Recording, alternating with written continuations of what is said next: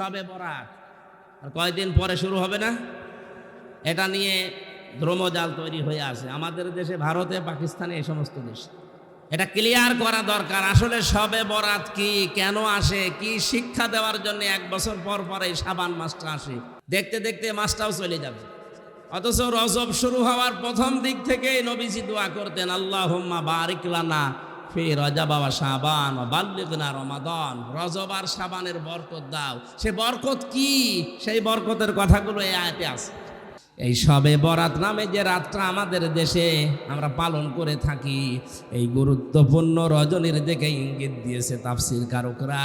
এই গুরুত্বপূর্ণ রজনীতে 5টা জিনিস আমার আল্লাহ নির্ধারিত করেন বিশেষভাবে। আরো অনেক জিনিসের নাম আছে। 5টা জিনিস আমার আল্লাহ এই দিন তার আদেশ অনুযায়ী স্থির করেন। জোরে বলেন সুবহানাল্লাহ।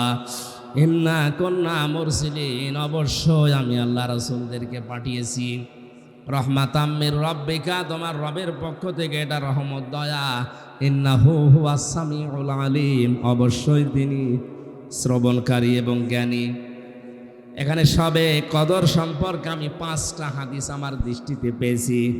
হযরতে আয়েশা থেকে বর্ণিত, হযরতে আবু বকর থেকে বর্ণিত, হযরতে ওমরে ফারুক থেকে বর্ণিত, হযরতে মুআয ইবনে জাবাল থেকে বর্ণিত, হযরতে আবু হুরায়রা থেকে, এত বড় বড় সাহাবী থেকে 5 জন থেকে বর্ণিত। নেসফে শাবানের যে হাদিস, এটা দুর্বল না, এটা শক্ত হাদিস। আর যারা বেদাত বেদাত বেদাত বলে চালিয়ে দিতে চান, এটা বেদাত নয়। পালন যারা করছেন না, করবেন, অন্তত নফল কাজগুলো আর জোরে সোরে করবেন। শুধুমাত্র হালিয়া রুটি, গোশত রুটি খেয়ে সারা রাত কাটিয়ে দেবেন, শবে বরাত পালন হচ্ছে না। আল্লাহ পাক এ রাতে, বরকতময় রাতে, শবে কদরের কথাই বেশি মুফাসসির ইঙ্গিত দিয়েছেন। শবে কদরের নামও কেউ কেউ জানিয়েছেন। গুরুত্বপূর্ণ হিকমতপূর্ণ কিছু কাজ আমার আল্লাহ এ রাতে সম্পাদন করেন। তার ভেতরে অন্যতম আমরাম মিন ইনদিনা, তোমার রবের আদেশ ক্রমে, রবের আইনের দ্বারা। তাহলে শবে বরাত বলেন, শবে কদর বলেন, কেউ যদি পালন করতে যায়, তার উচিত হবে আল্লাহর আইনগুলো প্রতিষ্ঠা করার মাধ্যমে চেষ্টা চালানো। 96% মুসলমানের দেশে একটা আইনও বাস্তবায়ন নেই। শবে কদর, শবে বরাত পালন করা নিয়ে আমরা হুড়োহুড়ি মারামারি করে শেষ করে দিচ্ছি। অথচ আসল যদি আমরা বুঝে নিতাম, নামাজ পড়া ফরজ পড়ি, যাকাত দেওয়া ফরজ অন্তত কিছু না কিছু দেই, হজ করা ফরজ করে আসি, রোজা রাখা ফরজ কয়েকদিন পরে শুরু হবে।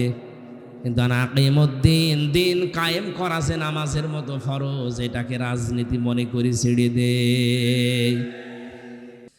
আল্লাহ পাক বলেন স্পষ্ট কিতাব, এর ভেতরে কোনো গোপন কথা নেই, মারেফতের কথা নেই। আজ যারা শরীয়ত, মারেফত, তরিকত, হকিকত বিভিন্ন নাম দিয়ে দরবার খুলেছেন, কসম করে বলছি একটাও এর সাথে টেকে না। কারণ শরীয়তের বিধান স্পষ্ট। মারেফত বলতে যেটা আপনি বোঝাচ্ছেন, উরফুন থেকে শব্দটা আসা, আরাফা ইয়ারিফু মানে পরিচিত হওয়া। ইসলামের কোন বিধানের সাথে কেউ যদি পরিচিত হয়, আমরা তাকে মারেফত বলি। নামাজ, শরীয়ত, নামাজ পড়া লাগবে কি কি কি নিয়মে, এটা জেনে পড়ার নাম হচ্ছে মারেফত। যাকাত, শরীয়ত, 8টা জায়গায় যাকাত দেওয়া লাগে, ওইটা জেনে যাকাত দেওয়ার নাম মারেফত। তাহলে মারেফত বলতে ফকিরেরা যেটা বোঝায় যে গোপন জিনিস, ওরে মায়ের ছাড়া কোনো ঔষধ আছে? এটা সব বাটপারি সিটারি ছাড়া কিছু। আর এগুলো চলে বেশি কুষ্টিয়ায়। আল্লাহর ওলি শুয়ে আছে ওখানে, মারেফতের পীর, শরীয়তের পীর।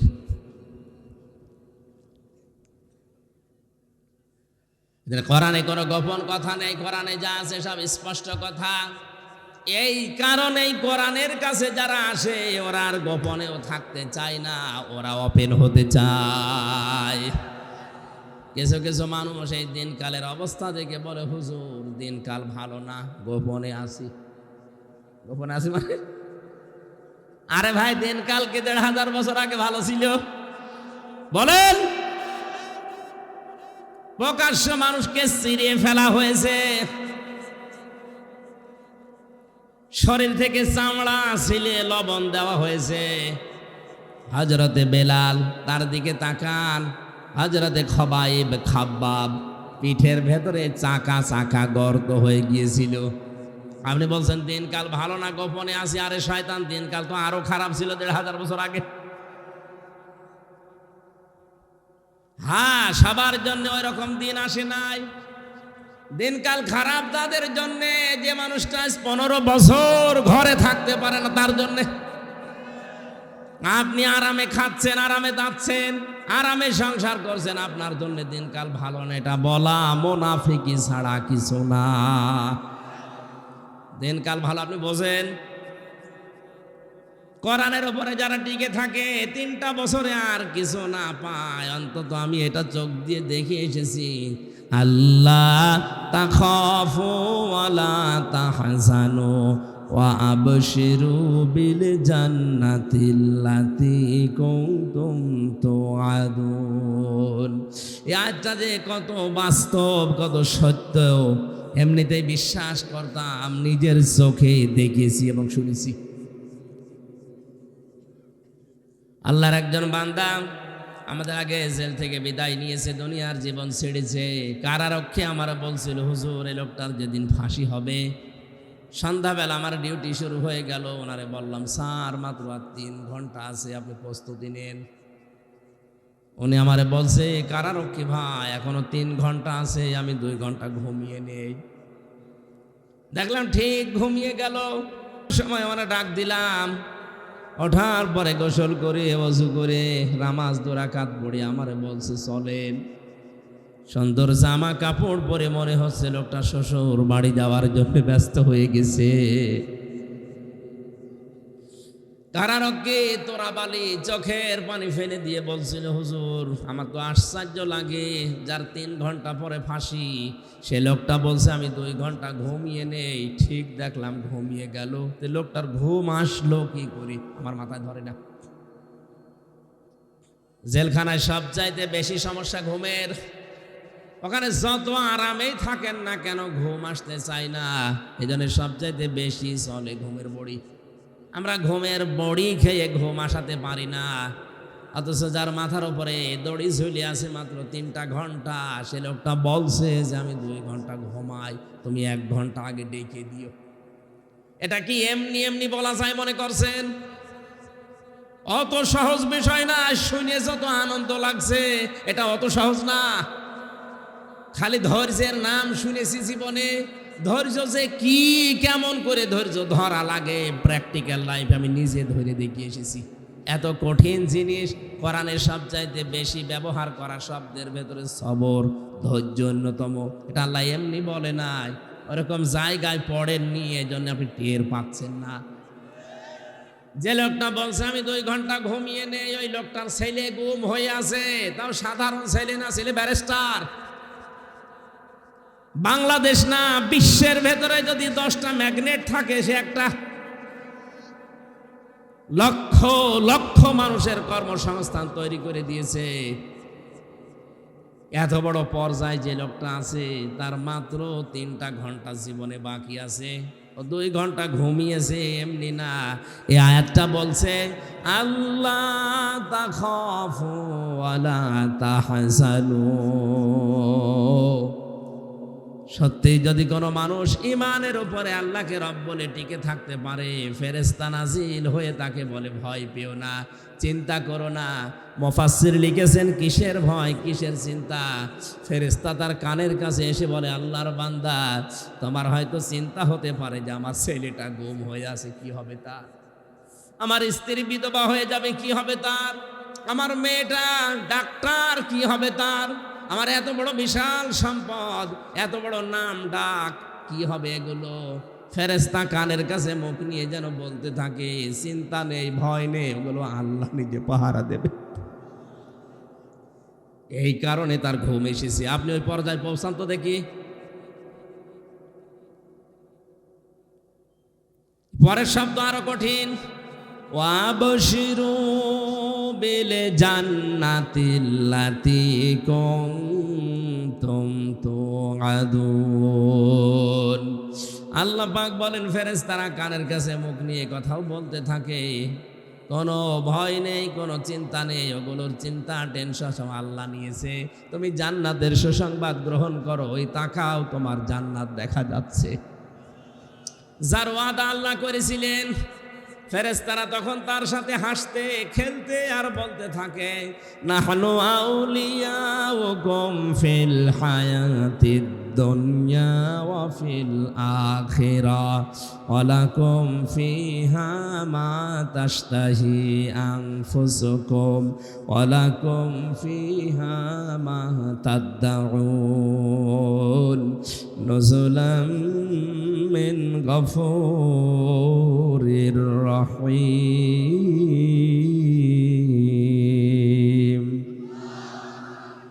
আমরা দুনিয়ায় তোমাদের বন্ধু ছিলাম, নয়তো তোমরা টিকে থাকতে পারতে না। এখনো তোমাদের বন্ধু আছি, জান্নাতে পৌঁছিয়ে দেওয়ার আগ পর্যন্ত তোমাদের পেছন থেকে আমরা যাব না। এমন জান্নাতে পৌঁছিয়ে দেব যেখানে চাওয়ার আগে জিনিস পাওয়া যায়। বাড়ি যেয়ে বলবেন সুবহানাল্লাহ। আমার কথা ছিল কি, যেই মানুষগুলো কোরআনের কাছে আসে, এটা যেহেতু ওপেন কিতাব, গোপন না, এই জন্য এর কাছে যারা আসবে বুঝে শুনে, তারা আর গোপন থাকতে চায় না। দুনিয়া একদিকে চলে গেলেও তারা ওপেন হতে চায়। হযরত ওমর যেদিন কোরআনের কাছে এসেছিলেন, ডাক দিয়ে বললেন, হে নবী, কোরআন সত্য না মিথ্যা? নবীজি সঙ্গে সঙ্গে জবাব দিয়েছেন, এটা হক, আমার আল্লাহর বাণী, এটা সত্য কথা। হযরত ওমর বলেন, হে নবী, সত্য জিনিস গোপনে থাকবে কেন?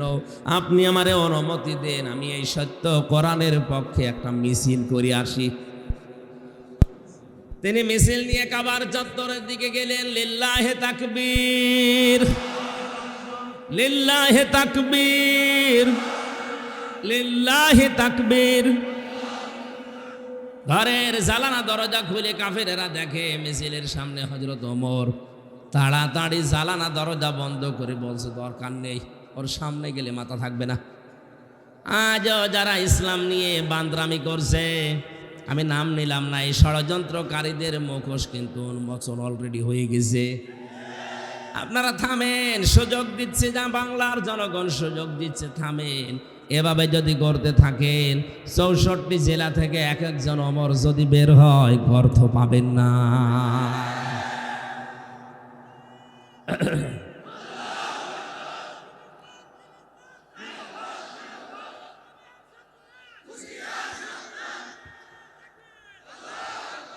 ঠিক আছে,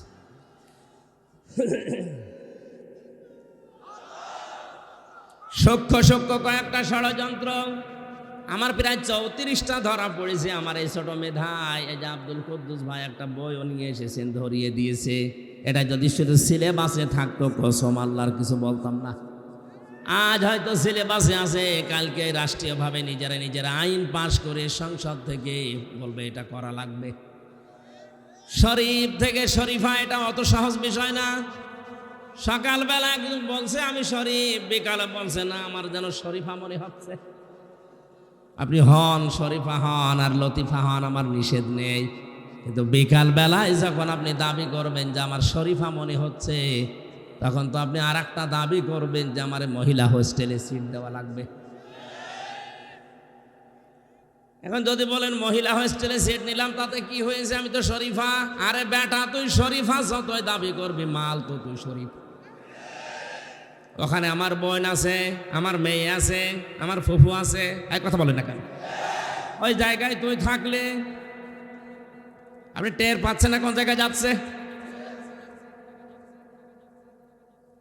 একজন প্রশ্ন করছে, হুজুর, যুবক যুবতী এক জায়গায় রাতে থাকা যায় আছে কিনা? জায়েজ বলা দূরের কথা, তুই এক জায়গায় থাকবি? ওর প্রশ্ন ছিল এটা যে হুজুর, যুবক যুবতী রাতের বেলা এক জায়গায় ঘুমানো জায়েজ আছে? হ্যাঁ, ঘুমানো জায়েজ আছে, তো আপনি তো ঘুমাবেন না? আপনি ঘুমাবেন? শরীফ থেকে শরীফা হয়ে আপনি কি ঘুমাবেন? কথা বলেন। এটা যদি একবার কায়েম করে ফেলতে পারে, কি হবে আপনার বোনের, আপনার মেয়ের, আপনার ফুফুর? শুধু আমারটা হবে, আপনি টের পাচ্ছেন না? আগামী তো জারজ দিয়ে দেশ ভরে যাবে। ওরা এখন ট্রান্সজেন্ডার নামে নাম দিয়ে হিজড়াদের চালাতে চায়। কে বলেছে হিজড়া এটা শারীরিক সমস্যা? আর এই সমকামিতাকে যারা প্রমোট করছেন এটা তাদের মানসিক সমস্যা। আমার প্রথম কথা ছিল শয়তান যৌনতা ছড়াতে ভালোবাসে, ও যৌনবাদী। আজ যারা এটার মাধ্যমে জাতিকে ওপেন করে দিতে চাচ্ছেন, আল্লাহর কসম আপনাকে শয়তান দখল করিস। আর কোন শয়তানের বেকারগ্রস্ত লোককে আমরা ওই জায়গায় দেখতে চাই না। নামেন ওখান থেকে। আপনি জাহান্নামে যেতে চান একা যান, আরো ঠেলে দেব, আমি যেতে চাই না। গান বলছে কে?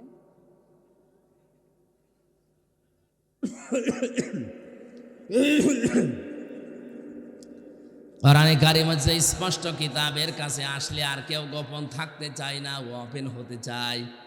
আপনাদের সিরাজগঞ্জের সন্তান মাওলানা সাহেব, আমি যতদিন ওনার সাথে গেছি সেই ছোটবেলা থেকে উনি কোরআনের পক্ষে কাজ করেন।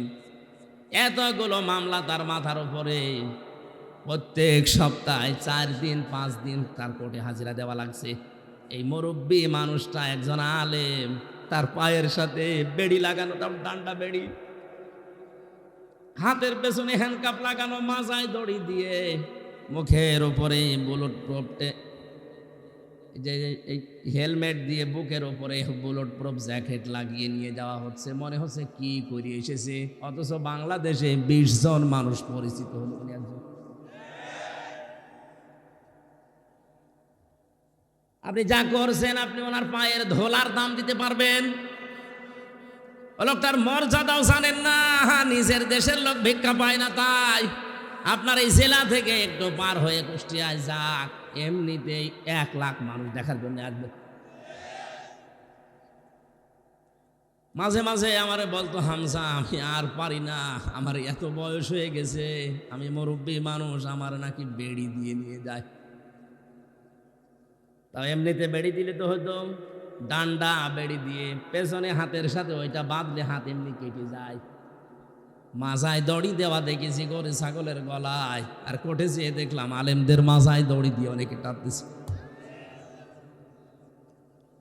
এত কিছুর পরেও লোকটা কি গোপনে কথা বলে না কেন? 3 বছর পরে আমার মনে হচ্ছে এখনো আরো ওপেন। এজন্য কোরআনের কাছে যারা আসে, কোরআন যেহেতু স্পষ্ট, কেউ আর গোপন থাকতে চায় না।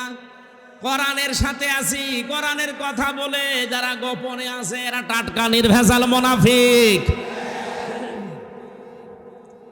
নতুন নতুন সাবজেক্ট 2-3 মিনিট 5 মিনিট করে ছাড়ে, আর কথা পায় না। এত বড় বড় আলেম, নামের আগে ডক্টরেট ডিগ্রি নিয়ে বসে আছে।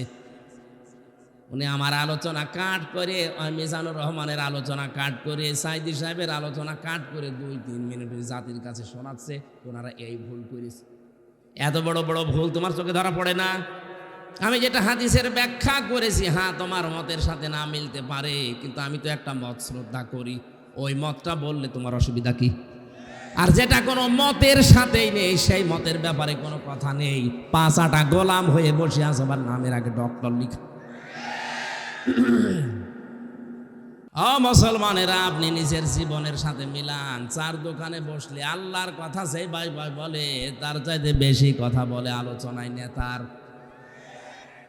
আপনি বিশ্ব নবীকে আদর্শ পাবেন না, অথচ নবীজিকে আদর্শ যতক্ষণ পর্যন্ত মানুষ মেনে নিতে না পারবে, ততক্ষণ পর্যন্ত এই লোকটার ঈমান সঠিক হয়নি, ভেঙে গেছে।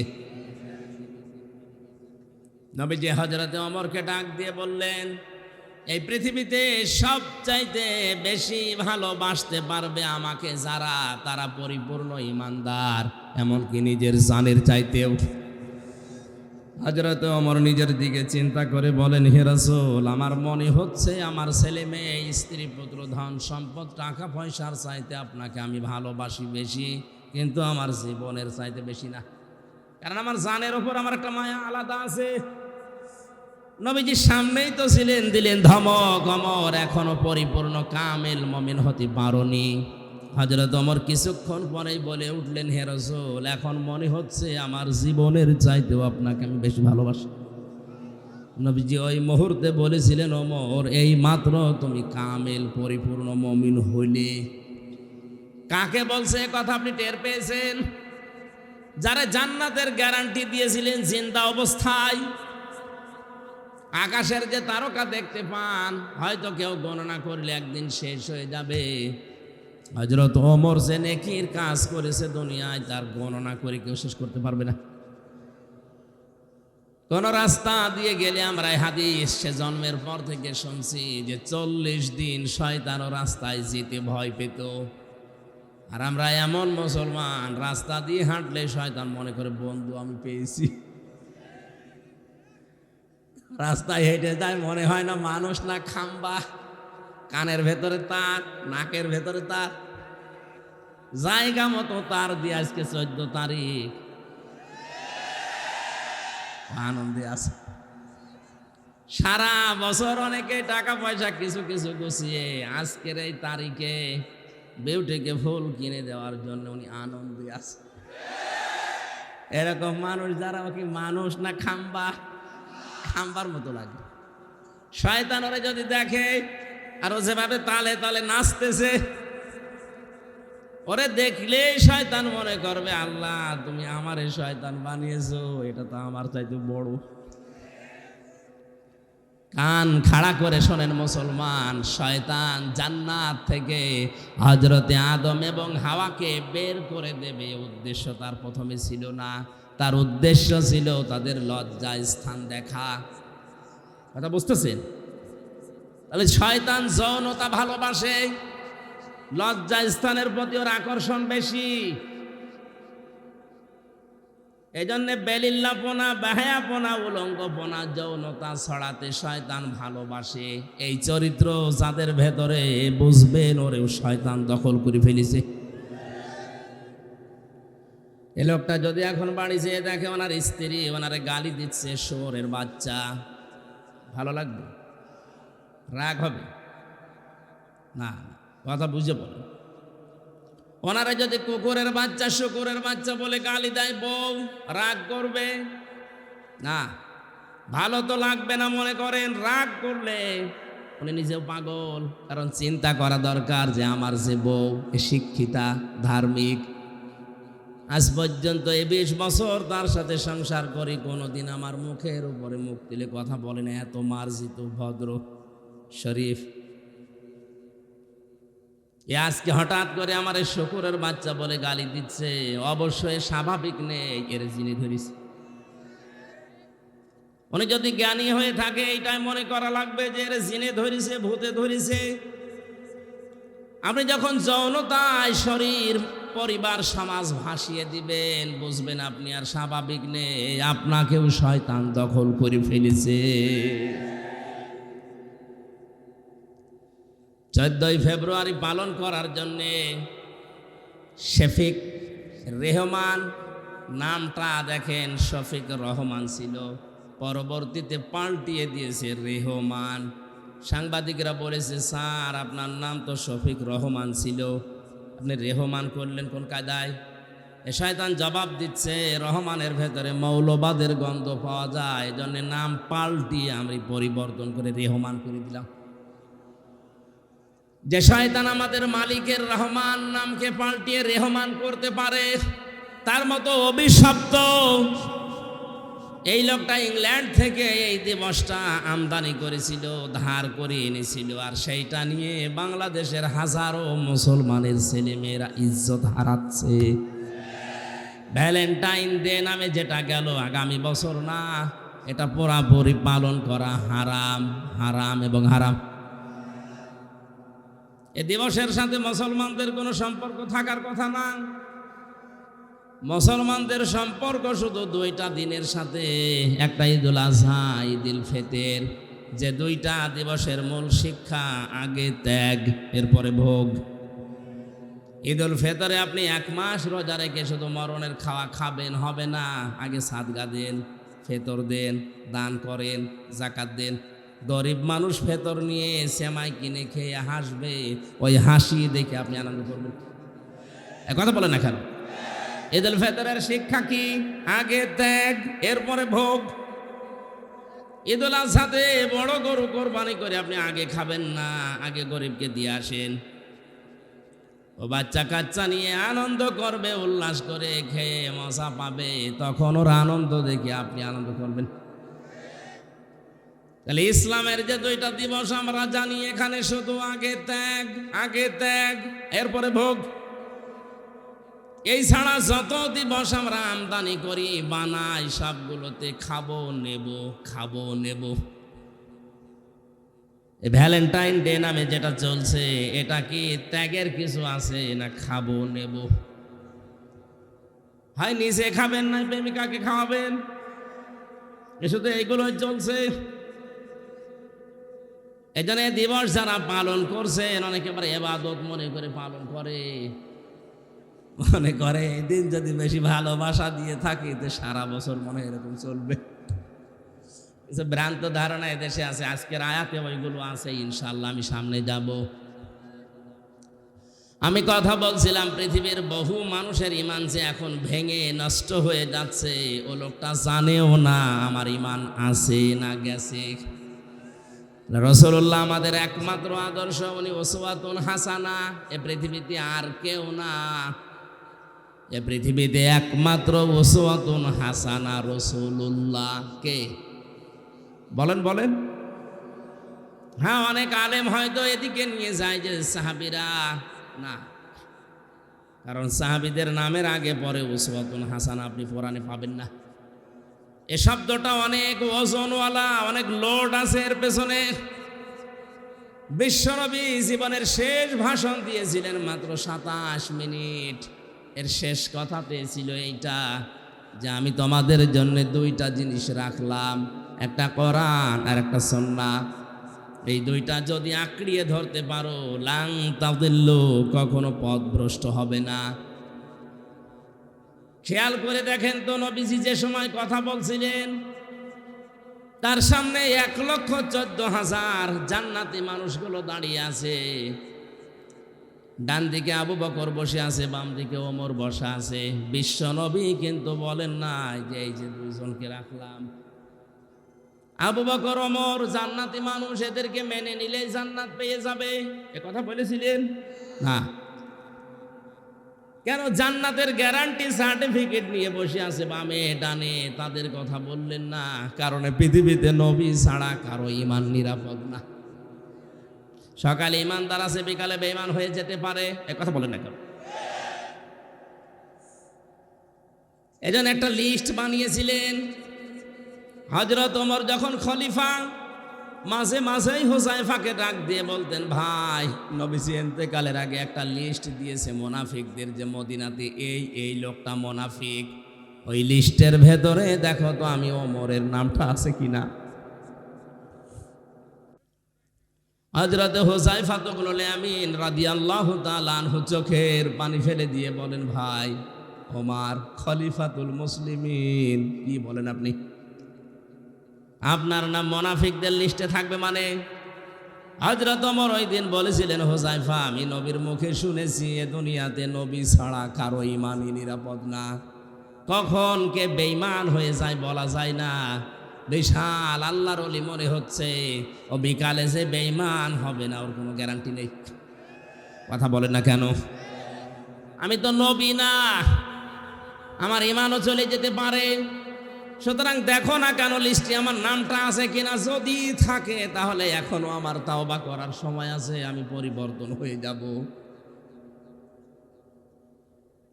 ও বাংলার মুসলমানেরা যাদের কথা বলছি, এ মানুষগুলো সাধারণ মানুষ ছিলেন না, নবীজির সাথে জীবন কাটিয়েছে।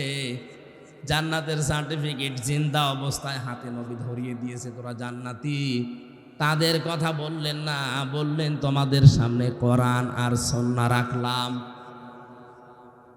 এই জন্য উসওয়াতুন হাসানা দুনিয়ায় একজন, তার নাম মুহাম্মাদুর রাসূলুল্লাহ। এই 15-20 মিনিট ধরে এত চিল্লানো, এত কথা এমনি বলি না। এখনই আপনাকে সংশোধন হওয়া লাগবে। যারা আদর্শ এ বাংলাদেশে বিশ্ব নবী বাদ দিয়ে অন্য কেউ হয়ে আছে, এখনই সব ঝাঁটা দিয়ে বিদায় করে ফিরে আসা লাগবে। এই তাকবীর দেওয়ার দরকার নাই। রাজি যদি থাকেন, আপনার কথায় যদি আপনি সত্যবাদী হয়ে থাকেন, আল্লাহকে দেখাবেন লিল্লাহে তাকবীর। দেখেন তো হাত তোলেনি কি? ওইভাবে তোলা তো সমস্যা। ঠিক আছে, ভাই ঠিক আছে ভাই।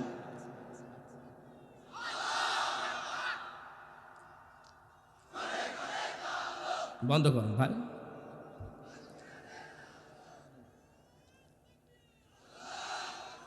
ও আপনারও কথায়ও কিছু হচ্ছে না, আমারটাও কিছু বলছে আল কোরআনের আলো সংসদে জাল 53 বছরে জ্বালতে পারে না, এই 1 বছর লোকে হবে। আর আমি যেটা বললাম, অনেকে হাত তোলেনি কারণ জানে যে আমি মানতে পারবো না। এসেছি ওয়াজ শোনার জন্য শুনে চলে, তাহলে আমিও এসেছি বলার জন্য বলে চলে যাবো নাকি? এই জন্যে ওয়াজ দেওয়ার দরকার নেই, এই ট্র্যাডিশন তৈরি করার দরকার নেই। আমাদের যদি পরিবর্তন না আসে, যে কিয়ামত পর্যন্ত এটা হয়েই যাবে আর আমরা শুনিয়েই যাব।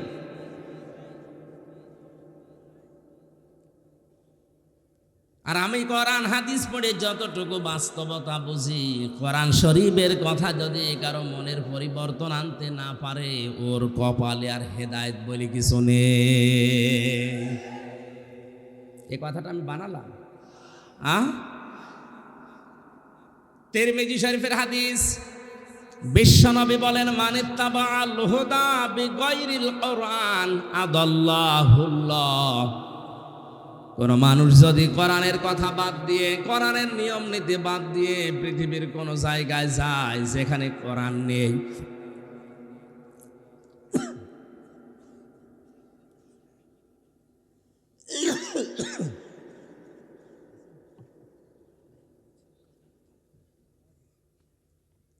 জিকির করে সুবহান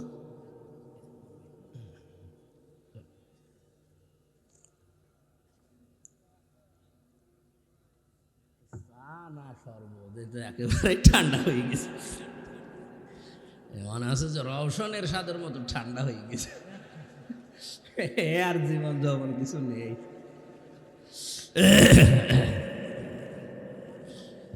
চাচা এর সাথে মরণের আগে শুনেছিলাম কি জানে, ওনারা যে বলছে চলেন হাসপাতালে, আপনি অসুস্থ, বলছে কই, আপনি অসুস্থ, জোর করে হাসপাতালে ভর্তি করে বলছে বলেন যে আমি অসুস্থ, বলছে না আমি অসুস্থ না, আপনি অসুস্থ। পানির একটা ছোট বোতল রাখে, কাজে লাগে।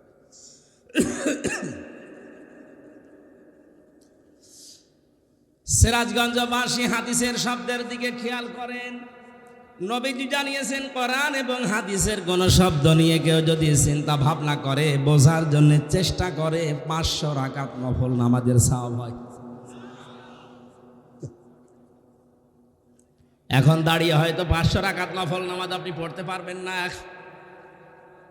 কিন্তু এই হাদিসের কথাটা যদি বোঝার চেষ্টা করেন আর যদি মেনে নিতে পারেন, তো সোনায় সোহাগা, আল্লাহর কসম আপনার আমল নামায় বাড়ি যাওয়ার আগে 500 রাকাত নফল কবুল হওয়া নামাজের সওয়াব লিখা হয়ে যাবে। হাদিসের মূল কথা ছিল আদাল্লাহুল্লাহ। এই যে গ্রামার যারা জানে, মাওলানা কুদ্দুস সহ, আদাল্লাহ ইউদিল্লু বাবে ইফআল থেকে এসেছে শব্দটা।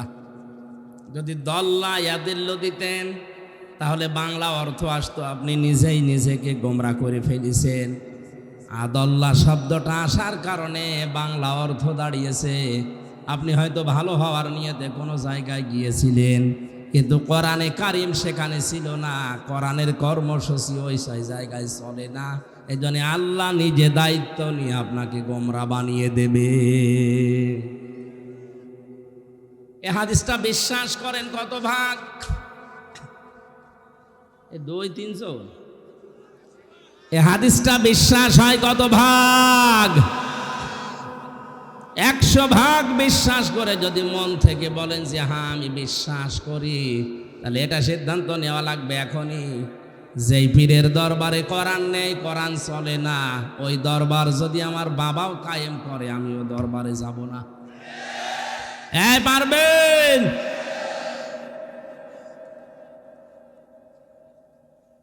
সাথে আর একটা কথা জুড়ে দিলাম, এদেশে রাজনৈতিক দল কতগুলো এখন, যেই দলে কোরআন নেই, কোরআনের কর্মসূচি নেই, ওই দলের প্রতিষ্ঠাতা যদি আমার বাবাও হয়, ওই দলে আমি যাব না। আমি যদি ওখানে থাকি আমাকে গোমরা বানাবে, খারাপ বানাবে, জাহান্নামী বানাবে কে? না হামজা? কে? আল্লাহ নিজে দায়িত্ব নিয়ে খারাপ বানিয়ে দেবে। এই জন্য আমাদের কপালে হেদায়েত জুটছে না। 100 ভাগের 15 জনের জরিপটা মিথ্যা না, আসলে এটাই ঠিক। 100 জনের 15 জন শুধুমাত্র নবীকে আদর্শ হিসাবে একমাত্র মানে, আর বাকিগুলো সব তানা নানায় আছে। হ্যাঁ, ওর জব্বা আছে, ওর পাগড়ি আছে, ও নামাজ 5 ওয়াক্তের জায়গায় 6 ওয়াক্ত পড়ে, তাহাজ্জুদ মিলে মনে মনে করছে আমি জান্নাত পেয়ে বসে আছি, অথচ ওর যে ঈমান ভেঙে গেছে ওর টের পায় না। আব্দুল্লাহ ইবনে উবাইয়ের পুরা জীবন আমি পড়ে দেখেছি।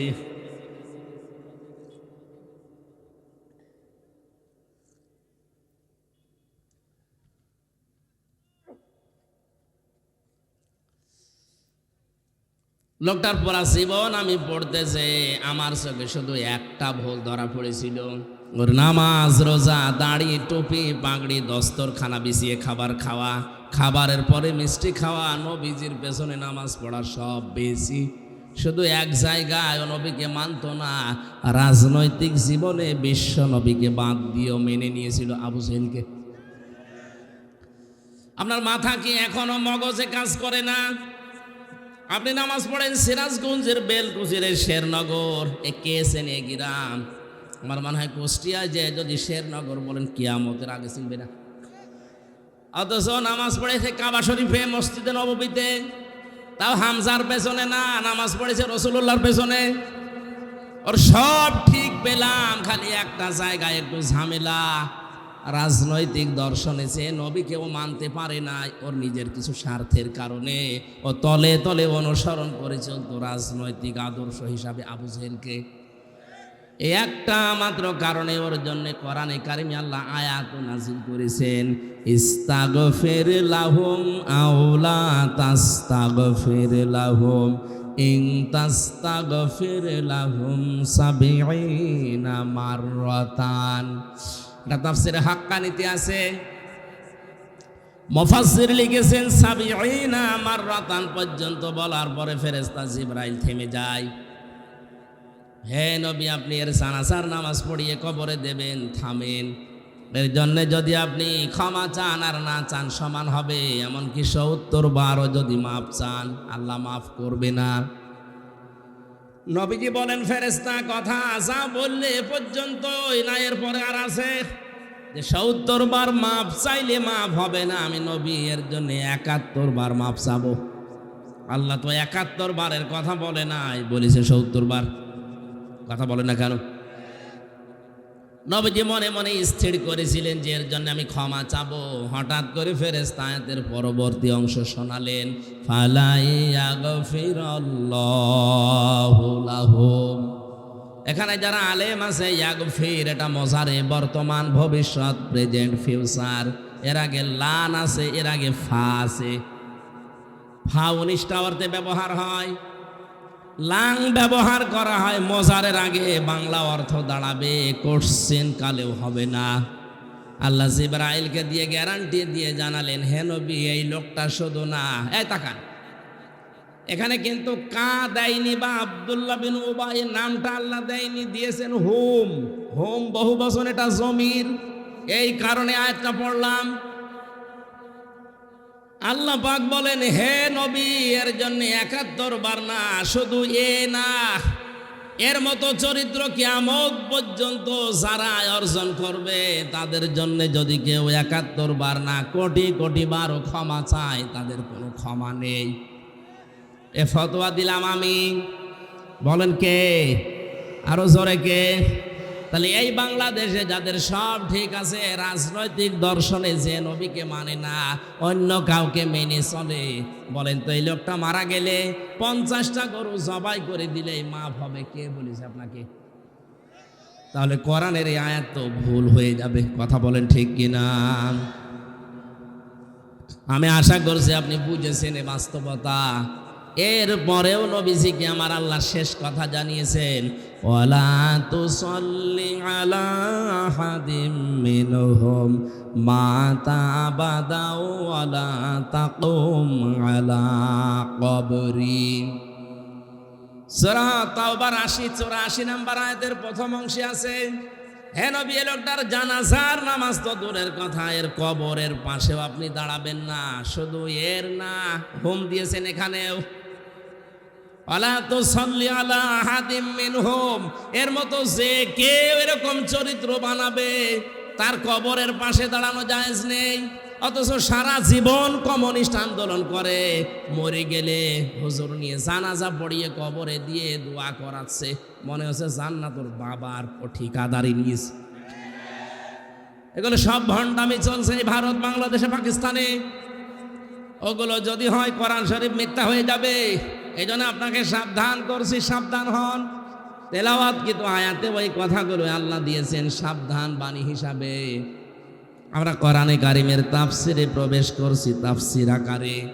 জবান খুলে পড়েন, আউযু বিল্লাহি মিনাশ শাইতানির রাজিম, বিসমিল্লাহির রহমানির রহিম, হামিম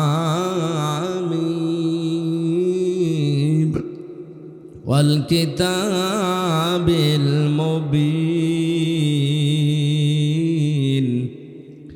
ইন্না আনজালনাহু ফি লাইলাতিন মুবারাকা, ইন্না কুন্না মুনজিরিন। এ পর্যন্ত থাক। সূরা দোখান 44 নম্বর সূরা কোরআনে কারিমের, মক্কায় আল্লাহ নাজিল করেছেন। 59টা আয়াত আছে, 3টা রুকু আছে। প্রথম থেকে 6টা আয়াত আমরা পড়েছি। কোন আয়াত থেকে তাফসির শুনতে হলে চিন্তা করা লাগবে ওই আয়াতের মূল বক্তব্য কি। আল্লাহ রাব্বুল আলামিন এই আয়াতগুলোর মূল বক্তব্য হিসাবে জানিয়েছেন সতর্কতা। কি বলেন বলেন? যাদেরকে দিয়ে সতর্ক করবেন তাদের নাম দিয়েছেন মুরসিলিন, তারা রসুল। এখন রসুল নেই, রসুলের নায়েব আছে, তার ভেতরে আমি একজন। কি আমি মিথ্যা কথা বলছি? আর যাই থাক, ভাঙ্গা চড়া হিসাবে আমার নামের আগে তো অন্তত আলেম লিখা আছে। আর নবী যে জানিয়েছেন, আল উলামা ওয়ারাসাতুল আম্বিয়া, যারা আলেম তারা আমি নবীর নায়েব ওয়ারিস। জোরে বলেন সুবহানাল্লাহ। তাহলে আজকের আলোচনার বিষয় সতর্কতা। সতর্ক করার জন্যে এখানে আমি বসেছি। নবী থাকলে এখানে এসে এভাবেই তিনি সতর্ক করতেন। তিনি নেই, ওই দায়িত্বটা এখন আমার কাঁধে এসেছে। সূরা দোখান, দোখান শব্দের শাব্দিক অর্থ হচ্ছে ধোঁয়া। কি বললাম? আরো জোরে বলেন। কিয়ামতের আগে একটা ধোঁয়া আল্লাহ পাঠাবেন, তামাম দুনিয়া অন্ধকার হয়ে যাবে। জাহান্নামের ভেতরে একটা জায়গা আছে যেখান থেকে ধোঁয়া উৎপন্ন হয়, গারামা বলা হয়। এখান থেকেই তাদখিন, যেটা বাংলায় আমরা বলি ধূমপান, বিড়ি। ধূম মানে ধোঁয়া, পান মানে খাওয়া। তাহলে ধোঁয়া খাওয়া, এটা অনেকেই মাকরু বলে উড়িয়ে দিতে পারে না। এটা যে হারাম। আয়ুহাল্লু লাহুমুত তাজ্জিবাতি ওয়া ইউহাররিমু আলাইহিমুল খাবাইস। সূরা আরাফের 157 নম্বর আয়াতের মাঝের অংশে আছে, আল্লাহ বলেন, আমি নিজেই শুধু শরীয়ত প্রণয়ন করিনি, আমার নবীকে আমি আল্লাহ শারিক বানিয়েছি। তিনিও শরীয়ত প্রণেতা। তিনি সমস্ত পবিত্র জিনিসকে হালাল করেছেন তোমাদের জন্যে, আর যত অপবিত্র, নাপাক, অখাদ্য, কুখাদ্য এগুলো হারাম করেছেন। কে বলছেন? তাহলে আয়াত দ্বারা প্রমাণ হয় নবীজি শারিক, শরীয়ত প্রণেতা। তিনি হ্যাঁ বললেই হালাল, না বললেই হারাম। এ কথা মানেন তো? বলেন বলেন। ধোঁয়া যারা খাচ্ছেন, বাস্তবে কিছু জিনিস তো ক্ষতি আছে। হ্যাঁ, এখানে আর একটা মাসলা দরকার। আলেম যারা আছেন বলছি, আন্দাজে কিছু দেখলেই একবারে হারাম বলবেন না। হারাম হওয়ার জন্য কমপক্ষে 3টা শর্ত লাগবে। কয়টা? 3টা শর্ত না পেলে আন্দাজে যা তা হারাম বলা না। আপনি হারাম বলে যদি পুষিয়ে দিতে না পারেন, সেটা আপনি নিজে হারাম হয়ে যাবেন। এই যে অনেককে কাফের বলে ফতোয়া দেওয়া হয়, যদি লোকটা কাফের প্রমাণ করা না যায়, নিজে কিন্তু কাফের হয়ে মরার সম্ভাবনা বেশি। কোন নেককার, কোন মহসেনা, কোন নিরপরাধ, অজ্ঞাত এরকম কোন মহিলা যে বিষয়ে জানে না, তার উপরে যদি কেউ জেনার তহমত দেয়, ব্যভিচারের আঘাত হানেছে, ব্যভিচারিয়ে জেনা করেছে, ওই মহিলা যদি সত্যি ওই কাজ না করে থাকে, আর আপনি যদি 4 জন সাক্ষী জোগাড় করতে না পারেন, তাহলে আপনার শাস্তি দুনিয়ায় 2টা, আর মরণের পরে যা হবে এটা আল্লাহ জানে। সূরা নূরের 4 নম্বর আয়াতে আল্লাহ জানিয়েছেন, ওয়াল্লাযীনা ইয়ারমুনাল মুহসানাতি সুম্মা লাম ইয়াতু বিআরবা'াতি শুহাদা ফাজলিদুহুম 80 ওয়ালা তাকবালু লাহুম শাহাদাতান আবাদা। কোন মুহসিনা নেককার এরকম মহিলার প্রতি যদি কেউ জেনা ব্যভিচারের তহমত লাগায়, আর 4 জন সাক্ষী যদি প্রমাণ করতে না পারে, 1 নাম্বার শাস্তি হচ্ছে ওই লোকটার ওকে 80টা চামড়ার চাবুক দিয়ে বেত মারা লাগবে। কয়টা? বলেন বলেন। 2 নাম্বার হচ্ছে যতদিন বেঁচে থাকবে, ওয়ালা তাকবালু লাহুম শাহাদাতান আবাদা, ওর সাক্ষী আর কোর্টে কাছারিতে কোনো বিচারে সালিশে আর গ্রহণ হবে না, ওর সাক্ষী শেষ। কত বড় শাস্তি আপনি টের পাচ্ছেন? একজন নিরপরাধ মানুষের উপরে যদি মিথ্যা তহমত দেওয়া যায়, 2টা শাস্তি তার জন্যে। 80টা বেত মারা লাগবে তার চামড়ার চাবুক দিয়ে, আর জীবনেও তার সাক্ষী গ্রহণ করা হবে না। এটা যদি আজ বাংলাদেশের সূরা নূরের এই 4 নম্বর আয়াতটা আমার মনে হয় সংসদে যদি কায়েম থাকতো, এই দেশে হাজার হাজার মিথ্যা মামলায় মানুষ খালাস পেয়ে যেত। কারণ আপনার সাক্ষীটা গ্রহণ হবে না। একবার যদি প্রমাণ হয়ে যায় যে আপনি মিথ্যা সাক্ষী দিয়েছেন, মিথ্যা কথার তহমত লাগিয়েছেন, লোকটা কিছু জানতো না, আপনার জীবনের মতো সাক্ষী দেওয়ার কাজ শেষ। আমার বিষয়টা যেহেতু ওইদিকে না, আমি যেটা বোঝানোর জন্য বলছিলাম, তাদখিন, এটা বাংলা অর্থ হচ্ছে বিড়ি বা ধূমপান। কিয়ামতের আগে আল্লাহ বিশাল একটা ধোঁয়া সৃষ্টি করবেন, সব অন্ধকার হয়ে যাবে, শুধুমাত্র আলো থাকবে তাদের কাছে যাদের কাছে এই কোরআন ছিল। কারণ কোরআনের এক নাম আলো বা নূর। কি নাম? বলেন বলেন। আল্লাহ রাব্বুল আলামিন বলেন, হামিম ওয়াল কিতাবিল মুবিন। হামিম এটার অর্থ আল্লাহ ছাড়া কেউ জানে না। কেউ কেউ বিভিন্ন তাফসীর করার চেষ্টা করেছে, আমরা ওদিকে যাব না, কারণ আমরা নিজেরা জানি না। আল্লাহু আ'লামু বিমুরাদিহি, এর আসল অর্থ জানেন আল্লাহ। ওয়াল কিতাবিল মুবিন, আল্লাহ বলেন স্পষ্ট কিতাবের কসম। কিসের? শব্দটার দিকে তাকান তো, ওয়া দেওয়ার পরে আলিফ লাম আছে। আমি আলেমদেরকে বলছি, দেখি এনারা কি পড়েছে, ওয়াল কিতাবিল মুবিন আলিফ লাম দিয়েছে। আল্লাহ মনে হয় খেলা করার জন্য। হ্যাঁ, কিতাবের আগে আলিফ লাম দেওয়ার পেছনে কারণ হচ্ছে, এই পৃথিবীতে স্পষ্ট কিতাব একটাই আছে, তার নাম কোরআন শরীফ। কথা বুঝতেছেন? মানুষকে হেদায়েত দিতে পারে একটাই মাত্র কিতাব, তার নাম কি? আলিফ লাম। যে 4 প্রকার আমরা জানি, তার ভেতরে 1 প্রকার এখানে আছে, নির্দিষ্ট করে দিয়েছেন আল্লাহ স্পষ্ট কিতাবকে, যে মানুষকে এটা হেদায়েত দিতে পারে। যালিকাল কিতাবু লা রাইবা ফীহি, এখানে কিতাবের আগে আলিফ লাম আছে। কি আছে? সুতরাং কোরআনের বক্তব্যের পরেও যদি মানুষের মনের ভেতরে উতাল পাতাল না আসে, পরিবর্ধন না হয়, বুঝবেন ওই লোকটা জাহান্নামের জন্যই তৈরি হয়েছে। জোরে বলেন নাউজুবিল্লাহ। স্পষ্ট কিতাবের কথা কেন বললেন?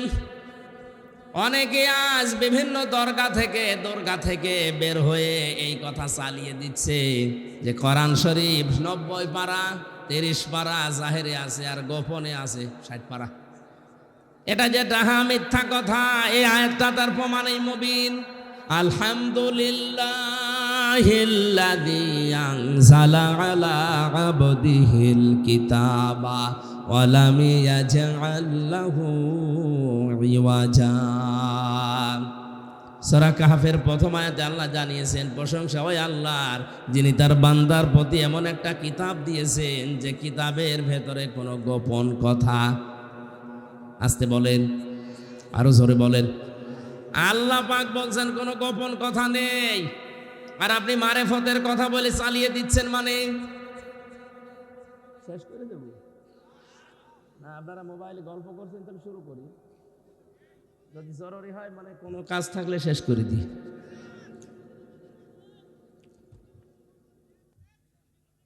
না, এই জায়গাতে যেটা নিয়ে আমি কথা বলার জন্য মানে বসেছি, বিশেষ করে যে শবে বরাত আর কয়েকদিন পরে শুরু হবে না, এটা নিয়ে দ্রোমজাল তৈরি হয়ে আছে আমাদের দেশে, ভারতে, পাকিস্তানে, এই সমস্ত দেশে। এটা ক্লিয়ার করা দরকার। আসলে শবে বরাত কি, কেন আসে, কি শিক্ষা দেওয়ার জন্য 1 বছর পর পর এই শাবান মাসটা আসে। আজকে 3 তারিখ, দেখতে দেখতে মাসটাও চলে যাবে। অথচ রজব শুরু হওয়ার প্রথম দিক থেকে নবীজি দোয়া করতেন, আল্লাহুম্মা বারিক লানা ফি রজব ওয়া শাবান ওয়া বাল্লিগনা রমাদান। রজব আর শাবানের বরকত দাও। সে বরকত কি, সেই বরকতের কথাগুলো এই আয়াতে আছে। আপনি চলে যাবেন স্পষ্ট কথা শুনে, না এখনই চলে যাবেন? চলে যাবেন এখনই? একটু ওঠাউঠি বন্ধ করবে না, আমার গলায় যতক্ষণ অন্তত সাপোর্ট দেয় আমি আসি। আল্লাহ পাক বলেন স্পষ্ট কিতাব, এর ভেতরে কোনো গোপন কথা নেই, মারেফতের কথা নেই। আজ যারা শরীয়ত, মারেফত, তরিকত, হকিকত বিভিন্ন নাম দিয়ে দরবার খুলেছেন, কসম করে বলছি একটাও এর সাথে টেকে না। কারণ শরীয়তের বিধান স্পষ্ট। মারেফত বলতে যেটা আপনি বোঝাচ্ছেন, উরফুন থেকে শব্দটা আসা, আরাফা ইয়ারিফু মানে পরিচিত হওয়া। ইসলামের কোন বিধানের সাথে কেউ যদি পরিচিত হয়, আমরা তাকে মারেফত বলি। নামাজ, শরীয়ত, নামাজ পড়া লাগবে কি কি কি নিয়মে, এটা জেনে পড়ার নাম হচ্ছে মারেফত। যাকাত, শরীয়ত, 8টা জায়গায় যাকাত দেওয়া লাগে, ওইটা জেনে যাকাত দেওয়ার নাম মারেফত। তাহলে মারেফত বলতে ফকিরেরা যেটা বোঝায় যে গোপন জিনিস, ওরে মায়ের ছাড়া কোনো ঔষধ আছে? এটা সব বাট মারি সিটারি ছাড়া কিছু। আর এগুলো চলে বেশি কুষ্টিয়ায়।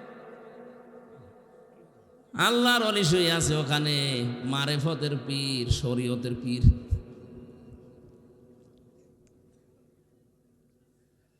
কোরআনে কোনো গোপন কথা নেই, কোরআনে যা আছে সব স্পষ্ট কথা। এই কারণেই কোরআনের কাছে যারা আসে, ওরা আর গোপনেও থাকতে চায় না, ওরা ওপেন হতে চায়।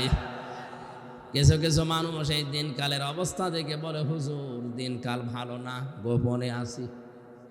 গোপনে আসি মানে, আরে ভাই দিনকাল কি 1500 বছর আগে ভালো ছিল? বলেন। প্রকাশ্য মানুষকে চিরিয়ে ফেলা হয়েছে,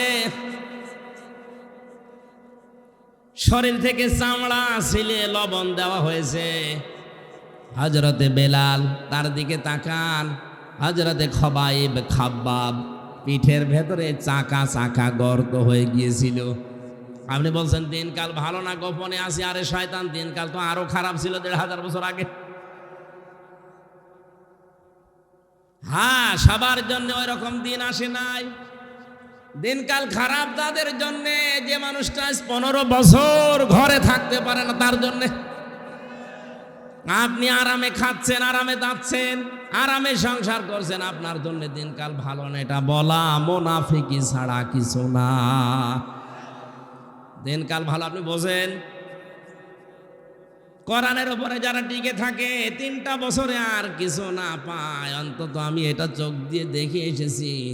আল্লাহ তাখাফু ওয়ালা তাহজানু ওয়া আবশিরু বিল জান্নাতিল্লাতী কুনতুম তুআদুন। এই আয়াতটা যে কত বাস্তব, কত সত্য, এমনিতেই বিশ্বাস করতাম, নিজের চোখে দেখেছি এবং শুনেছি। আল্লাহর একজন বান্দা আমাদের আগে জেল থেকে বিদায় নিয়েছে, দুনিয়ার জীবন ছেড়েছে। কারারক্ষে আমার বলছিল, হুজুর এই লোকটার যেদিন ফাঁসি হবে, সন্ধ্যাবেলা আমার ডিউটি শুরু হয়ে গেল। ওনারে বললাম, স্যার মাত্র আর 3 ঘন্টা আছে, আপনি প্রস্তুতি নেন। উনি আমারে বলছে, কারারক্ষী ভাই এখনো 3 ঘন্টা আছে, আমি 2 ঘন্টা ঘুমিয়ে নেই। দেখলাম ঠিক ঘুমিয়ে গেল।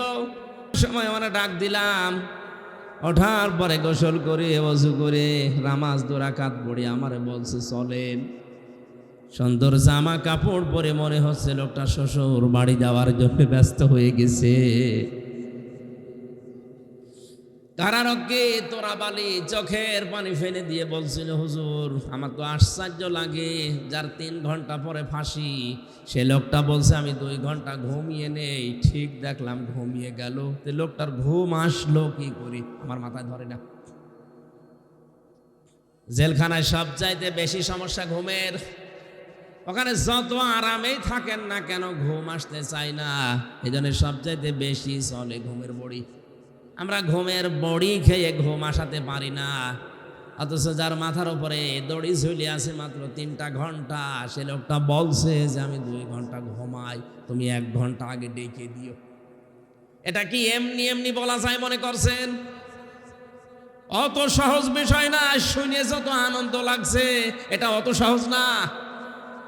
খালি ধৈর্যের নাম শুনেছি জীবনে, ধৈর্য যে কি, কেমন করে ধৈর্য ধরা লাগে, প্র্যাকটিক্যাল লাইফ আমি নিজে ধরে দেখিয়ে এসেছি। এত কঠিন জিনিস, কোরআনের সবচাইতে বেশি ব্যবহার করা শব্দের ভেতরে সবর, ধৈর্য অন্যতম। এটা আল্লাহ এমনি বলে নাই, ওরকম জায়গায় পড়েননি, এই জন্য আপনি টের পাচ্ছেন না। যে লোকটা বলছে আমি 2 ঘন্টা ঘুমিয়ে নেই, ওই লোকটার ছেলে গুম হয়ে আছে, তাও সাধারণ ছেলে না, ছেলে ব্যারিস্টার। বাংলাদেশ না, বিশ্বের ভেতরে যদি 10টা ম্যাগনেট থাকে, সে একটা লক্ষ লক্ষ মানুষের কর্মসংস্থান তৈরি করে দিয়েছে। এত বড় পর্যায়ে যে লোকটা আছে, তার মাত্র 3টা ঘন্টা জীবনে বাকি আছে, ও 2 ঘন্টা ঘুমিয়েছে এমনি না। এই আয়াতটা বলছে, আল্লাহ তাখাফু ওয়ালা তাহজানু। সত্যি যদি কোনো মানুষ ইমানের উপরে আল্লাহকে রব বলে টিকে থাকতে পারে, ফেরেশতা নাজিল হয়ে তাকে বলে ভয় পেও না, চিন্তা করো না। মুফাসসির লিখেছেন, কিসের ভয়, কিসের চিন্তা? ফেরেশতা তার কানের কাছে এসে বলে, আল্লাহর বান্দা, তোমার হয়তো চিন্তা হতে পারে যে আমার ছেলেটা গুম হয়ে আছে, কি হবে তার? আমার স্ত্রী বিধবা হয়ে যাবে, কি হবে তার? আমার মেয়েটা ডাক্তার, কি হবে তার? আমার এত বড় বিশাল সম্পদ, এত বড় নাম ডাক, কি হবে এগুলো? ফেরেশতা কানের কাছে মুখ নিয়ে যেন বলতে থাকে, চিন্তা নেই, ভয় নেই, ওগুলো আল্লাহ নিজে পাহারা দেবে। এই কারণে তার ঘুম এসেছে। আপনি ওই পর্যায়ে পৌঁছান তো দেখি।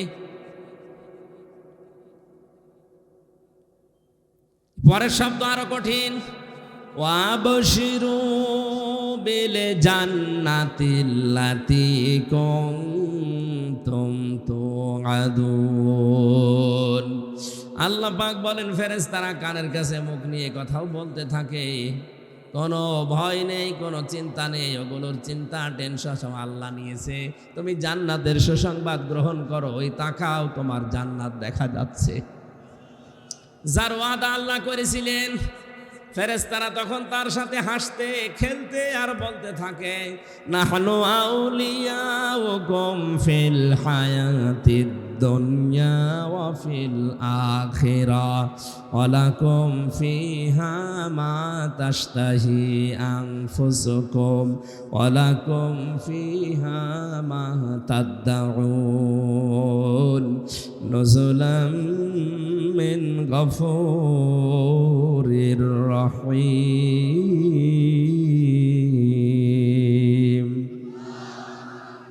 আমরা দুনিয়ায় তোমাদের বন্ধু ছিলাম, নয়তো তোমরা টিকে থাকতে পারতে না। এখনো তোমাদের বন্ধু আছি, জান্নাতে পৌঁছিয়ে দেওয়ার আগ পর্যন্ত তোমাদের পেছন থেকে আমরা যাব না। এমন জান্নাতে পৌঁছিয়ে দেব যেখানে চাওয়ার আগে জিনিস পাওয়া যায়। বাড়ি যেয়ে বলবেন সুবহানাল্লাহ।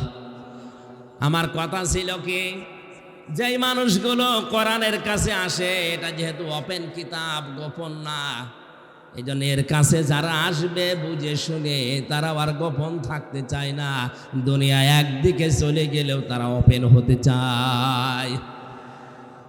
হযরত ওমর যেদিন কোরআনের কাছে এসেছিলেন, ডাক দিয়ে বললেন, হে নবী, এ কোরআন সত্য না মিথ্যা? নবীজি সঙ্গে সঙ্গে জবাব দিয়েছেন, এটা হক, আমার আল্লাহর বাণী, এটা সত্য কথা। হযরত ওমর বলেন, হে নবী, সত্য জিনিস গোপনে থাকবে কেন? আপনি আমারে অনুমতি দেন, আমি এই সত্য কোরআনের পক্ষে একটা মিছিল করে আসি। তিনি মিছিল নিয়ে কাবার চত্বরের দিকে গেলেন। লিল্লাহে তাকবীর, লিল্লাহে তাকবীর, লিল্লাহে তাকবীর। ঘরের জালানা দরজা খুলে কাফেরেরা দেখে মিছিলের সামনে হযরত ওমর। তাড়াতাড়ি জালানা দরজা বন্ধ করে বলছে, দরকার নেই, ওর সামনে গেলে মাথা থাকবে না। আজও যারা ইসলাম নিয়ে বান্দরামি করছে, আমি নাম নিলাম না, এই ষড়যন্ত্রকারীদের মুখোশ কিন্তু উন্মোচন অলরেডি হয়ে গেছে। আপনারা থামেন, সুযোগ দিচ্ছে, যা বাংলার জনগণ সুযোগ দিচ্ছে, থামেন। এভাবে যদি করতে থাকেন, 64 জেলা থেকে এক একজন ওমর যদি বের হয়, অর্থ পাবেন না।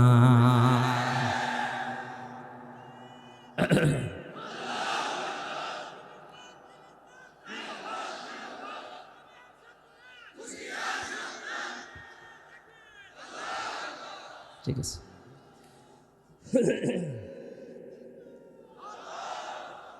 সূক্ষ্ম সূক্ষ্ম কয়েকটা ষড়যন্ত্র আমার প্রায় 34টা ধরা পড়েছে আমার এই ছোট মেধায়। এই যে আব্দুল কুদ্দুস ভাই একটা বইও নিয়ে এসেছেন, ধরিয়ে দিয়েছে।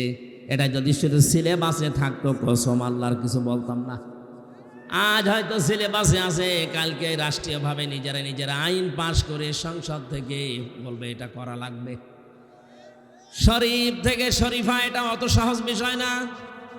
সকালবেলা একজন বলছে আমি শরীফ, বিকালে বলছে না আমার যেন শরীফা মনে হচ্ছে। আপনি হন, শরীফা হন আর লতিফা হন, আমার নিষেধ নেই, কিন্তু বিকাল বেলায় যখন আপনি দাবি করবেন যে আমার শরীফা মনে হচ্ছে, তখন তো আপনি আর একটা দাবি করবেন যে আমার মহিলা হোস্টেলে সিট দেওয়া লাগবে।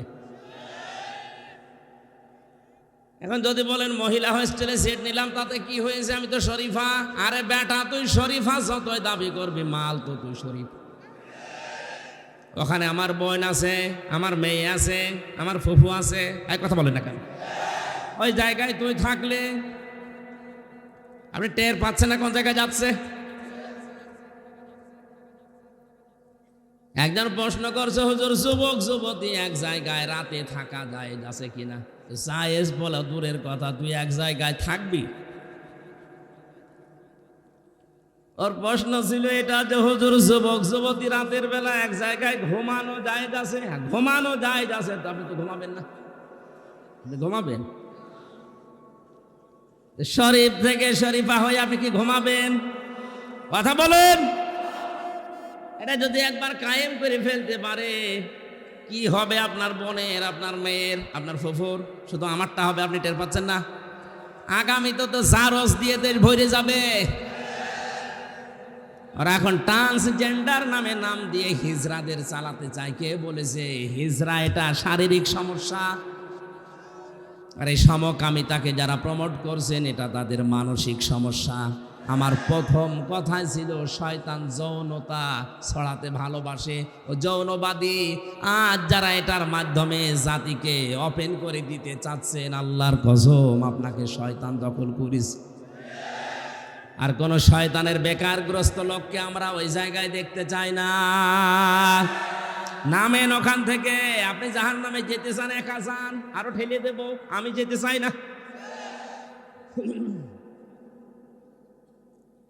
গান বলছে কে?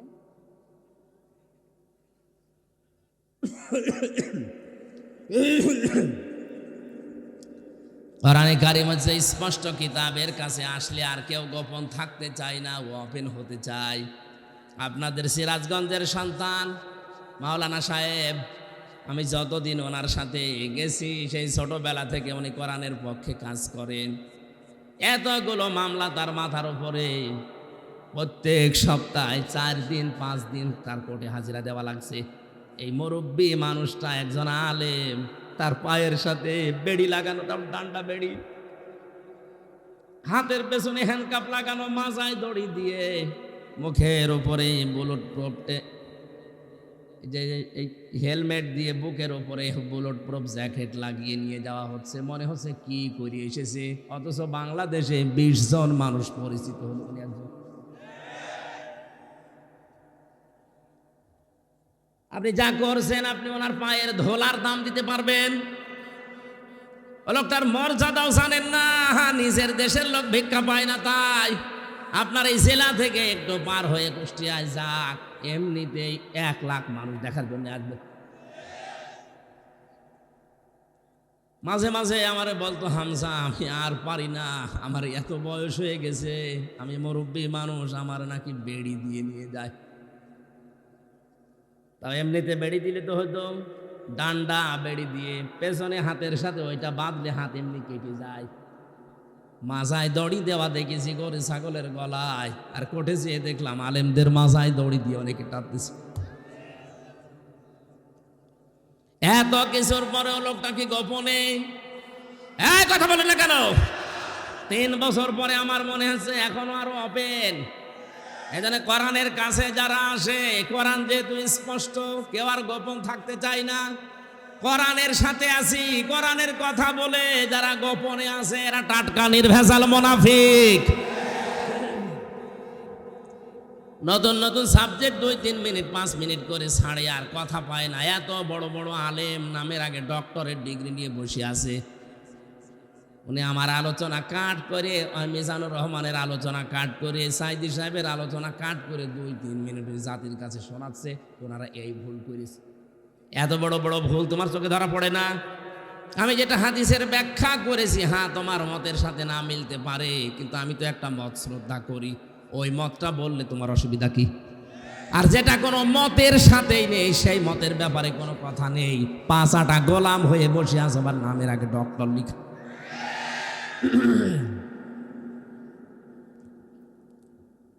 আশা করছি আপনি বুঝে ফেলেছেন। কাজ নেই কাম নেই, বসে বসে করবা কি? ডক্টরের ডিগ্রিটা তো দেখানো লাগবে। এই কাটসাট করে 1.5 মিনিট 2 মিনিটের বক্তব্য তখন দেয় জাতির কাছে, উনি এই বলিছে এই বলিছে। একটা নতুন কিছু তথ্য নিয়ে আসো তো কোরআন থেকে। আমি তো 34টা পেয়েছি, এখন বলতে গেলে আমার গলা সাপোর্ট করলে আমি বলতাম সবগুলো, কণ্ঠ সাপোর্ট করছি না, কণ্ঠ ভেঙে যাচ্ছে, এই জন্য বলছি না। যতটুকুই আমি পেরেছি, আপনার মতো অত বয়স হলে আমি আরো পারতাম। আপনি তো আমার দাদার বয়সী, আমার যদি এখন 33 বছর বয়স হয়, আপনি তো 80 বছরের বয়স।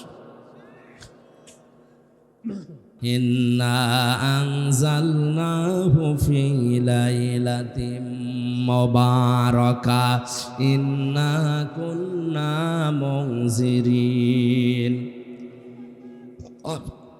অবশ্যই আমি এই কোরআনকে বরকতময় রাত্রিতে নাজিল করেছি, অবশ্যই আমি আল্লাহ সতর্ককারী। এখানে সতর্ককারীকে আল্লাহ যেটার দ্বারা সতর্ক করেছেন তার নাম কি? কোরআন। বলেন তার নাম কি? এই কোরআনের ভেতরে ফিহা ইফরাকু কুল্লু আমরিন হাকিম আমরাম মিন ইনদিনা, এই সবে বরাত নামে যে রাতটা আমাদের দেশে আমরা পালন করে থাকি, এই গুরুত্বপূর্ণ রজনীর দিকে ইঙ্গিত দিয়েছে তাফসীর কারকরা। এই গুরুত্বপূর্ণ রজনীতে 5টা জিনিস আমার আল্লাহ নির্ধারিত করেন বিশেষভাবে। আরো অনেক জিনিসের নাম আছে, 5টা জিনিস আমার আল্লাহ এই দিন তার আদেশ অনুযায়ী স্থির করেন। জোরে বলেন সুবহানাল্লাহ। ইন্না কুন্না মুরসিলিন, অবশ্যই আমি আল্লাহ রাসূলদেরকে পাঠিয়েছি রহমাতাম মির রাব্বিকা, তোমার রবের পক্ষ থেকে এটা রহমত দয়া। ইন্নাহু হুয়াস সামিউল আলিম, অবশ্যই তিনি শ্রবণকারী এবং জ্ঞানী। এখানে সবে কদর সম্পর্কে আমি 5টা হাদিস আমার দৃষ্টিতে পেয়েছি। হযরতে আয়েশা থেকে বর্ণিত, হযরতে আবু বকর থেকে বর্ণিত, হযরতে ওমরে ফারুক থেকে বর্ণিত, হযরতে মুআয ইবনে জাবাল থেকে বর্ণিত, হযরতে আবু হুরায়রা থেকে, এত বড় বড় সাহাবী থেকে 5 জন থেকে বর্ণিত। নেসফে শাবানের যে হাদিস, এটা দুর্বল না, এটা শক্ত হাদিস। আর যারা বেদাত বেদাত বেদাত বলে চালিয়ে দিতে চান, এটা বেদাত নয়। পালন যারা করছেন না, করবেন, অন্তত নফল কাজগুলো আর জোরে সোরে করবেন। শুধুমাত্র হালিয়া রুটি, গোশত রুটি খেয়ে সারা রাত কাটিয়ে দেবেন, শবে বারাত পালন হচ্ছে না। আল্লাহ পাক এ রাতে, বরকতময় রাতে, শবে কদরের কথাই বেশি মুফাসসির ইঙ্গিত দিয়েছেন। শবে কদরের নামও কেউ কেউ জানিয়েছেন। গুরুত্বপূর্ণ হেকমতপূর্ণ কিছু কাজ আমার আল্লাহ এ রাতে সম্পাদন করেন। তার ভেতরে অন্যতম আমরাম মিন ইনদিনা, তোমার রবের আদেশ ক্রমে, রবের আইনের দ্বারা। তাহলে সবে বরাত বলেন, সবে কদর বলেন, কেউ যদি পালন করতে যায়, তার উচিত হবে আল্লাহর আইনগুলো প্রতিষ্ঠা করার মাধ্যমে চেষ্টা চালানো। 96% মুসলমানের দেশে একটা আইনও বাস্তবায়ন নেই। সবে কদর, সবে বরাত পালন করা নিয়ে আমরা হুড়োহুড়ি মারামারি করে শেষ করে দিচ্ছি। অথচ আসল যদি আমরা বুঝে নিতাম, নামাজ পড়া ফরজ পড়ি, যাকাত দেওয়া ফরজ অন্তত কিছু না কিছু দেই, হজ করা ফরজ করে আসি, রোজা রাখা ফরজ কয়েকদিন পরে শুরু হবে। কিন্তু আকিমুদ্দিন, দিন কায়েম করা আছে নামাজের মতো ফরজ, এটাকে রাজনীতি মনে করি ছেড়ে দে। নামাজ পড়ো, মত পার্থক্য করো না, কথা কোরআন আমি পাইনি। রোজা রাখো, মত পার্থক্য করো না, এটা পাইনি। হজ করো, মত পার্থক্য করো না, পাইনি। যাকাত দাও, মত পার্থক্য করো না, আমি পাইনি। কিন্তু এইটা বেশি, আন আকিমুদ্দিন ওয়ালা তাতাফাররাকু ফি, দিন কায়েম করো, এই বিষয়ে কোনো মত পার্থক্য করো না, কোনো ফতোয়াবাজি করো না। অথচ এইটাই যত রকমের ফতোয়াবাজি বাংলাদেশে হয়।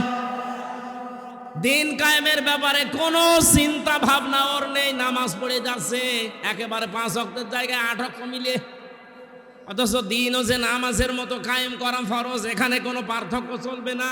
এইটাও বোঝেও না, বোঝাতেও চায় না, মানুষকে বুঝতেও দিতে চায় না। পৃথিবীর যত নবী আল্লাহ পাঠিয়েছেন, এখানে 4 জন বড় বড় নবীর নাম আছে। প্রত্যেকটা নবীর শরীয়তে কম বেশি রদবদল ছিল। কোন নবীর শরীয়তে এইটা ছিল, পরের নবীর শরীয়তে এটা ছিল না। কিন্তু প্রতিটি নবীর শরীয়তে এইটা ছিল, জানাকিমুদ্দিন, দিন কায়েম করো। কারণ দিন যদি কায়েম না হয়, এমন এমন বিধান আছে ইসলামের, যেটা এককভাবে মানা সম্ভব না। বাংলাদেশে যতদিন দিন কায়েম না হবে, ইসলামের এমন বিধান আছে যেটা ওয়াজ করে, নসিহত করে বন্ধ করা সম্ভব না। কিয়ামত পর্যন্ত ওয়াজ করে জেনা বন্ধ হবে, আরো জোরে সুদ বন্ধ হবে, ঘুষ বন্ধ হবে। এটা বন্ধ করা ওয়াজের দ্বারা সম্ভব না, এটা আইন করতে হয়। জানে আমরন, আমরন মানে আইন, আমরন মানে আদেশ। আমি আল্লাহ এরাতে গুরুত্বপূর্ণ কিছু আইন, আমার আদেশগুলো আমার নিজের সিদ্ধান্তে বাস্তবায়ন করে থাকি। 5 প্রকার মানুষের নাম আছে, এরাতেও আল্লাহ তাদেরকে মাফ করে না, বাকি মানুষকে তিনি মাফ করে দেন। 1 নাম্বার, যে মানুষগুলো শিরিক করে। 2 নাম্বার, যারা কুফরি করে। 3 নাম্বার, যারা মা বাবার অবাধ্য সন্তান। 4 নাম্বার, যারা বুড়ো জিনাখোর। আর বাংলাদেশে এটা দিন দিন বাড়ছে। কয়েকদিন আগে তাকান, আমি নাম নিলাম না, তাড়াও দিয়েছে। আজ অধিকাংশ বুড়া মানুষের ঘর থেকে, অফিস থেকে মেয়ে লোকের কান্নার আওয়াজ পাওয়া যাচ্ছে। এজন্য বুড়ো জিনাখোর যারা আছেন, থামেন। নিজের শরীর চলে না, ইন্ডিয়া হারবাল, কলকাতা হারবাল কাজ দিয়ে চালাচ্ছে। বুড়ো জিনাখোরদের এই সবে বরাতেও মাপ নেই। 5 নাম্বার, যে মানুষগুলো মা বাবার অবাধ্য সন্তান। জোরে বলেন নাউজুবিল্লাহ। আল্লাহ আমাদেরকে আয়াতগুলো আমাদের প্র্যাকটিক্যাল লাইফে মেনে নেওয়ার তৌফিক দিন। আমিন। বারাকাল্লাহু লানা ওয়া লাকুম ফিল কোরআনিল আযীম। আল্লাহুম্মা আমিন।